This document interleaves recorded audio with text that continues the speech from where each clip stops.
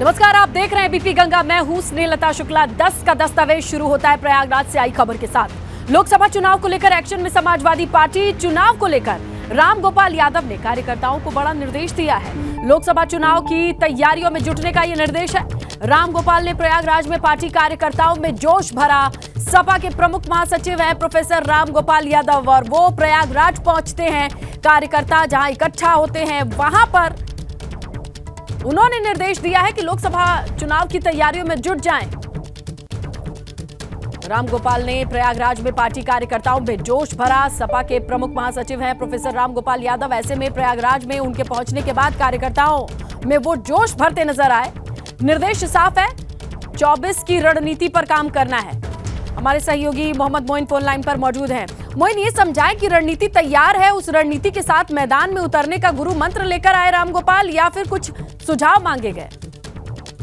लेकिन निश्चित तौर पर कहा जा सकता है कि लोकसभा चुनाव में 1 साल का वक्त बाकी है। ऐसे में जो प्रमुख महासचिव हैं समाजवादी पार्टी के प्रोफेसर रामगोपाल यादव, उन्होंने पार्टी कार्यकर्ताओं को साफ तौर पर यह संदेश दिया कि अगर वो पूरी मेहनत, पूरी ईमानदारी से अभी जुट जाते हैं तो उत्तर प्रदेश में इस बार समाजवादी पार्टी इतिहास रच सकती है। और अगर उत्तर प्रदेश में भारतीय जनता पार्टी को हरा दिया गया तो देश में जो बीजेपी की सरकार है उसको बदला जा सकता है। तो एक साफ संदेश उन्होंने दिया और पार्टी कार्यकर्ताओं को उन्होंने नसीहत दी, गुरु मंत्र दिया कि वो अभी से इस बात का इंतजार न करें कि अभी चुनाव में 1 साल बाकी है, बल्कि अभी से जो है चुनावी तैयारियों में जुट जाएं। महंगाई, बेरोजगारी समेत जो तमाम दूसरे ऐसे मुद्दे हैं जो जनता को ज्यादा अपील करते हैं उसे लेकर के लोगों के बीच जाएं। अच्छा, प्रोफेसर साहब की इस क्लास में प्रयागराज को लेकर के क्या खास रहा था? देखिए, प्रोफेसर साहब आए तो थे एक निजी समारोह में, एक शादी समारोह में शिरकत करने, लेकिन होटल से लेकर शादी समारोह तक वो लगातार कार्यकर्ताओं को हिदायत देते रहे, उनमें उनकी हौसला अफजाई करते रहे और उनको ये भरोसा दिलाते रहे, उनको ये एहसास दिलाते रहे, उन्हें ये संदेश देते रहे कि अगर समाजवादी पार्टी के कार्यकर्ता बेहद ऊर्जावान, बेहद सक्रिय हैं और अगर उन्होंने पूरी ईमानदारी से, पूरी मेहनत, पूरी क्षमता के साथ काम कर लिया तो उत्तर प्रदेश में भारतीय जनता पार्टी को हराया जा सकता है। और अगर समाजवादी पार्टी निर्णायक सीटें पा जाती है तो देश में जो सरकार है, मौजूदा सरकार है, उसे बदला जा सकता है। बिल्कुल मोइन, शुक्रिया जानकारी के लिए। जहां प्रयागराज पहुंच करके प्रोफेसर रामगोपाल ने तमाम कार्यकर्ताओं में जोश भरा। 24 की तैयारियों के मद्देनजर कई गुरु मंत्र दिए। अमेठी से खबर है, सपा विधायक राकेश प्रताप सिंह का बड़ा बयान सामने आया है। सपा विधायक ने स्वामी प्रसाद मौर्य पर निशाना साधा। राम पर गलत बोलने वाला समाजवादी सनातनी नहीं है, कोई विपक्षी प्राणी ही श्री राम पर कर सकता है ऐसी टिप्पणी। मानस पर टिप्पणी करने वालों को सद्बुद्धि दे भगवान। राम और कृष्ण पर टिप्पणी करने वालों का मैं विरोध करूंगा। पार्टी के भीतर से ही आवाज आई है। समाजवादी पार्टी विधायक हैं अमेठी से राकेश प्रताप सिंह, उन्होंने कह दिया स्वामी प्रसाद मौर्य का जो कहना है मानस को लेकर के, उसके विरोध में मन से क्या कुछ कहा उन्होंने, सुनिए आप भी। जब उस नेता के मुंह से निकली बात मेरे हृदय को कचोटने लगी, मुझे पीड़ा देने लगी, तो सबसे पहले उत्तर प्रदेश में खड़े होकर मैंने मीडिया के माध्यम से ये कहने का साहस जुटाया कि राजनीति रहे ना रहे, विधायक रहूं ना रहूं, आगे टिकट रहे ना रहे, लेकिन धर्म को बचाने के लिए और धर्म के साथ खड़े करने के लिए आपका भाई, आपका बेटा, आपका सेवक खड़ा रहेगा। और मैंने सबसे पहले कहा कि जो इस तरह की बात कर रहे हैं ना तो सनातनी हो सकते हैं, ना समाजवादी हो सकता है तो सिर्फ एक विक्षिप्त प्राणी हो सकता है, जो केवल विक्षिप्त प्राणी हो सकता है। जौनपुर पहुंचे समाजवादी पार्टी के राष्ट्रीय महासचिव स्वामी प्रसाद मौर्य ने ग्लोबल इन्वेस्टर समिट पर निशाना साधा। उन्होंने कहा कि जिस तरीके से ईस्ट इंडिया कंपनी यहां आकर के व्यवसाय इतिहास में करती है, ठीक उसी तरीके से बाहर से कंपनियां यहां आ रही हैं। उन्होंने कहा कि सरकारी विभागों का निजीकरण होने से युवाओं को नौकरियां मिलनी बंद हो जाएंगी, क्योंकि जब सरकारी विभाग निजी हो जाएंगे तो नौकरी मिलने का सवाल ही नहीं उठता। रामचरितमानस को लेकर दिए गए बयान पर उन्होंने कहा कि कुछ धर्म के ठेकेदार धर्म के नाम पर महिलाओं और दलितों का शोषण करते हैं। धर्म की इस ठेकेदारी को बंद करने के लिए आवाज उठा रहा। भाजपा सरकार ईस्ट इंडिया कंपनी बन गई है। जैसे ईस्ट इंडिया कंपनी पूरे देश को लूटकर इंग्लैंड पैसा ले जाती थी, वैसे ही ये भाजपा सरकार पूरे देश को लूटकर अपने चहेते उद्योगपति अदानी और अंबानी की तिजोरी भर रही है। आम आदमी पार्टी ने यूपी में अपनी धमक दिखानी शुरू कर दी है। पार्टी वरिष्ठ नेता राज्यसभा सांसद संजय सिंह और सांसद संदीप पाठक ने लखनऊ में प्रेस कॉन्फ्रेंस करके कहा कि अरविंद केजरीवाल ने देश को सकारात्मक राजनीति दी है। आम आदमी पार्टी शिक्षा और स्वास्थ्य की बात करती है। सांसद संदीप पाठक ने कहा कि अरविंद केजरीवाल देश के सकारात्मक सियासत के जनक हैं। ये भी कहा कि निकाय चुनाव को लेकर आम आदमी पार्टी ने तैयारियां शुरू कर दी हैं। इस बार यूपी में आम आदमी पार्टी जनता के लिए एक विकल्प के रूप में उभर कर सामने आएगी।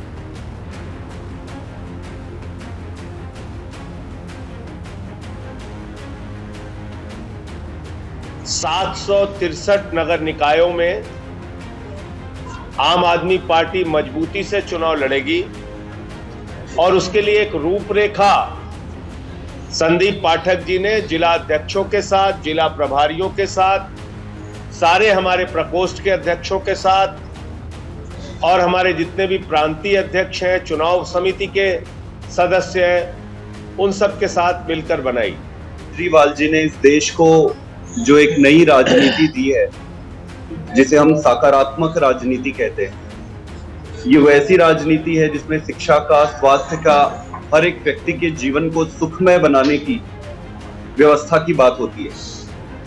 इस देश में दो तरह की राजनीति है, एक तो सकारात्मक राजनीति है और एक नकारात्मक राजनीति। नकारात्मक राजनीति आप सबको पता है, गुंडागर्दी, लड़ाई झगड़ा, गंदी राजनीति है जिसे जनता से कोई मतलब नहीं। जो सकारात्मक राजनीति है, अरविंद केजरीवाल जी जिसके जनक है, अब इस राजनीति को पूरे देश में पहुंचाना है। भाजपा अध्यक्ष ओम प्रकाश राजभर ने मदनी को लेकर बड़ा बयान दिया। भारत पर जब भी आक्रमण हुआ मुगलों ने किया। जिन्होंने बयान दिया उन्हें इतिहास पढ़ना चाहिए। शेख, सैयद, पठान, शिया, भाजपा के साथ लखनऊ के लाखों मुसलमान भाजपा को वोट देते हैं। भाजपा अल्पसंख्यक मोर्चा में बहुत मुसलमान हैं। सपा, बसपा, कांग्रेस पर राजभर का आरोप, मुस्लिमों को डराकर वोट लेने का उन पर आरोप लगा दिया। कहा अब मुसलमान दोस्त और दुश्मन समझ गए हैं, मुसलमान अब भाजपा को वोट दे रहा है। ये इतिहास गवाह है कि जब जब भारत पे आक्रमण हुआ तब तब यहाँ मुगलों द्वारा आक्रमण हुआ, चाहे अकबर के समय हुआ, चाहे जब भी लोग यहाँ आक्रमण ही किए तो बाहर से ही ये लोग आए। इस्लाम में कोई जाति नहीं थी, लेकिन जुल्हा दुनिया अंसारी, शेख, सैयद, पठान कैसे हुआ, जुल्हा दुनिया साईं दर्जी फकीर कैसे हुआ, ये यहीं के लोग परिवर्तित हुए हैं, वहाँ जा कर के तो जाति बनी है। ये उनको पढ़ना चाहिए बयान देने से पहले। सपा विधायक अब्बास अंसारी की पत्नी निखत को कोर्ट से राहत नहीं मिली। उन्हें 5 दिन यानी 16 फरवरी तक के लिए न्यायिक हिरासत जेल भेज दिया गया है। निखत की आज रात चित्रकूट जेल में ही गुजरेगी, जिस जेल में उनके पति और सपा विधायक अब्बास अंसारी हैं। इस दौरान पुलिस जरूरत के हिसाब से जेल में ही अब्बास की पत्नी निखत अंसारी से पूछताछ कर सकती है। हकीकत ये है कि बाहर से मोबाइल लेके ट्रैप करके और 1.5 साल पहले की उनकी शादी हुई थी। गहने वो पहने हुए थे, वो दिखाते हैं कि गहने, और एलिगेशन ये है कि जेल प्रशासन के अंदर जाके वो इस तरह की घटना हो रही थी कि वो अपने हस्बैंड को वहाँ से उठा ले जाएंगी, भगा ले जाएंगी। तो ऑफेंस एलिगेशंस जो भी थे वो वेग थे, और जो आजकल चल रहा है उसके तहत उनको अरेस्ट करके 487 कुछ नॉन अवेलेबल ऑफेंस थे, उस पर इन्होंने यहाँ पे भेजा है रिमांड, जो कि हम समझते हैं कि रिमांड एक्सेप्ट हो जाएगी। जेल में बंद चित्रकूट जेल में बंद अब्बास अंसारी प्रकरण में उत्तर प्रदेश सरकार और जेल प्रशासन ने बड़ी कार्रवाई करते हुए जेल अधीक्षक, जेलर, डिप्टी जेलर, इसके साथ 5 वार्डन को सस्पेंड किया है। इन सभी पर अब्बास को उनकी पत्नी से मुलाकात के मामले में जेल मैनुअल के उल्लंघन का आरोप है। ऐसे में जेल अधीक्षक Ashok Kumar Sagar, jailer Santosh Kumar, deputy jailer Piyush Pande, Chitrakoot jail के 5 वार्डन को तत्काल प्रभाव से सस्पेंड कर दिया गया है। इसके साथ ही अब्बास अंसारी के जेल ट्रांसफर को लेकर भी सरकार को प्रस्ताव भेजा गया है। वहीं इस बड़ी कार्रवाई के बाद उन्नाव के जेलर राजीव कुमार सिंह को चित्रकूट जेल का नया जेलर बनाया गया है, जबकि देव शरण सिंह को डिप्टी जेलर की जिम्मेदारी मिली है।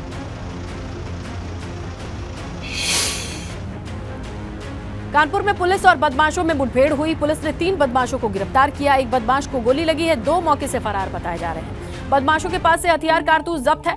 जंगल से करीब 2 क्विंटल गौमांस भी बरामद हुआ है। बड़ी खबर, कानपुर में पुलिस और बदमाशों के बीच मुठभेड़। तस्करों के साथ मुठभेड़ हुई जिसमें एक बदमाश को गोली लगी। 2 मौके से फरार हैं। इनके पास से हथियार कारतूस जब्त है। मूसानगर की टीम जब मौके पर पहुंची तो हमारे ऊपर फायरिंग की गई थी। उसी के रिटालिएशन में जब फायरिंग हुआ तो एक बदमाश, उनका नाम है मुदस्सर उर्फ चुनिया, वो घायल हुआ है और 2 अन्य व्यक्ति, उनका नाम है शफी और साहिबा आलम, दोनों मौके पर गिरफ्तार हो गए। और इनके मौके से जो गाय को काटने के लिए जो ये सामग्री उपयोग करते हैं वो सब हमने बरामद कर लिया। उसके अलावा 2 क्विंटल मीट भी यहाँ पे बरामद हो गई है।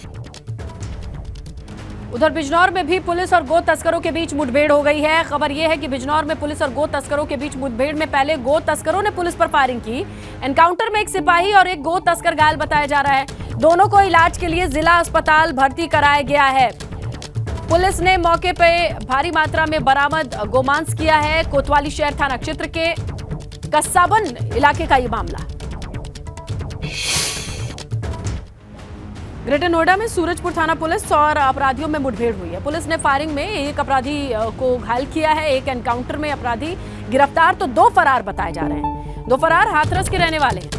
गिरफ्तार बदमाश महेंद्र मौके से हथियार और कारतूस समेत कई सामान के साथ पकड़ा गया है। फरार अपराधियों की तलाश में पुलिस लंबे वक्त से थी। फिलहाल कामयाबी की खबर मिल रही है पुलिस को। काउंटर एक्शन में जवाबी कार्रवाई में एक बदमाश जिसका नाम महेंद्र है, वो हाथरस का रहने वाला है, उसके पैर में गोली लगी है। 2 बदमाश मौके से फरार हो गए हैं, जिसके लिए लगातार हमारी टीम दबिश दे रही है, लगातार घेराबंदी कर रही है, कॉम्बिंग कर रही है। जल्दी ही उनको भी हम गिरफ्तार कर लेंगे। जो गिरफ्तार बदमाश है इसके ऊपर लगभग 2 दर्जन के करीब लूट के, डकैती के और हत्या के प्रयास के मुकदमे दर्ज हैं। इसके पास से तमंचा, कारतूस बरामद हुआ है। मुरादाबाद में बदमाशों ने हिंदूवादी नेता को गोली मारी है। अज्ञात हमलावरों की बात करें तो दिल्ली मुरादाबाद हाईवे पर उन्हें गोली लगी है। विश्व हिंदू परिषद में महानगर सह मंत्री हैं संतोष पंडित। संतोष पंडित को गंभीर हालत में अस्पताल भर्ती कराया गया है। रजत शर्मा नाम के शख्स पर गोली मारने का आरोप है। वारदात के बाद मामले की तफ्तीश में पुलिस जुटी हुई है। मझोला थाना क्षेत्र के दिल्ली मुरादाबाद हाईवे पर ये मामला सामने आया है। और ये जानकारी मिली है कि संतोष पंडित नाम के ये व्यक्ति हैं, इनको रजत शर्मा नाम के व्यक्ति के द्वारा गोली मारी गई। ये दोनों एक दूसरे को जानते हैं।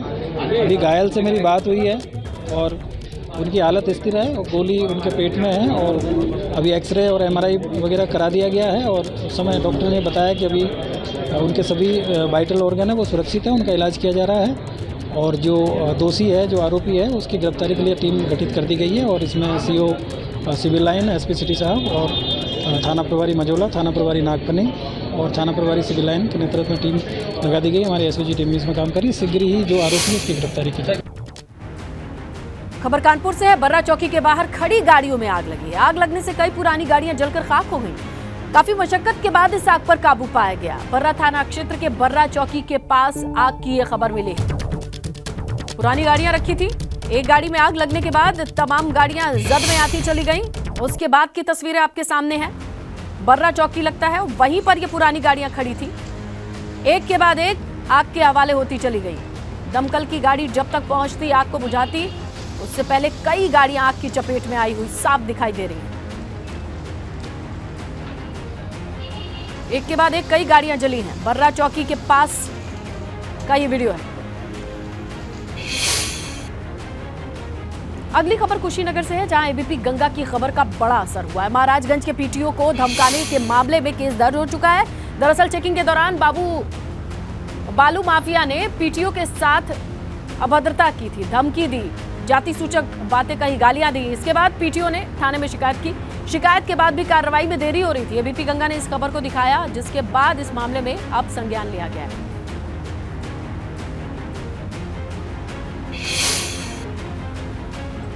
बुलंदशहर में 2 गुटों में जमकर मारपीट हुई है। कार में बाइक लगने के बाद आपस में भिड़ गए कार और बाइक सवार। बीच सड़क पर दोनों तरफ से जमकर एक्शन चलता रहा, एक दूसरे को पीटते रहे। स्थानीय लोगों ने बीच बचाव किया, तब जाके ये मामला शांत हुआ। नगर कोतवाली थाना क्षेत्र के बुरा बाजार चौराहे का ये मामला है।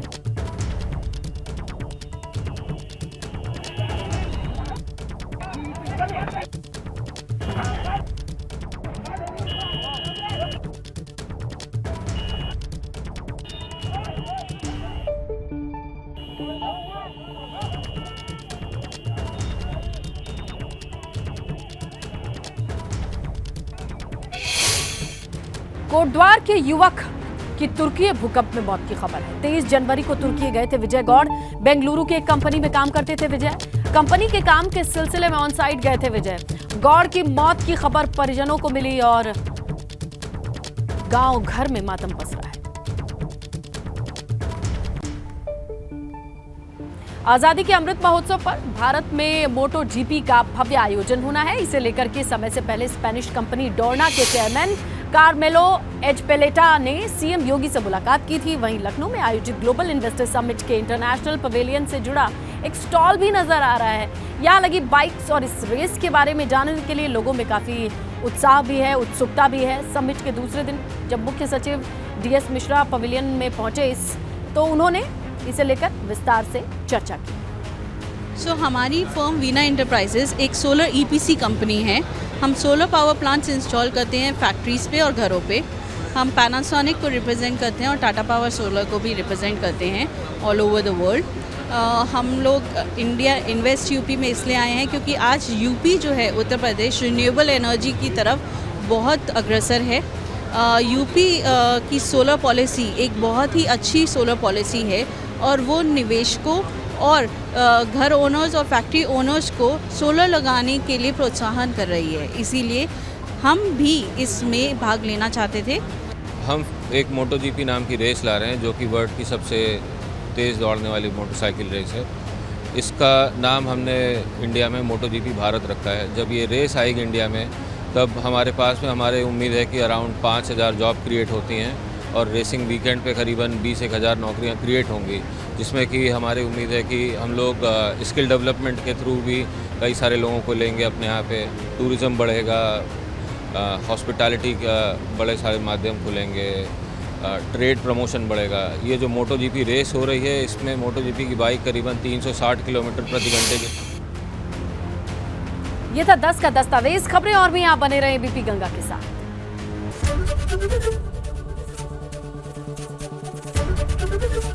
एबीपी गंगा, खबर आपकी, जुबान आपकी।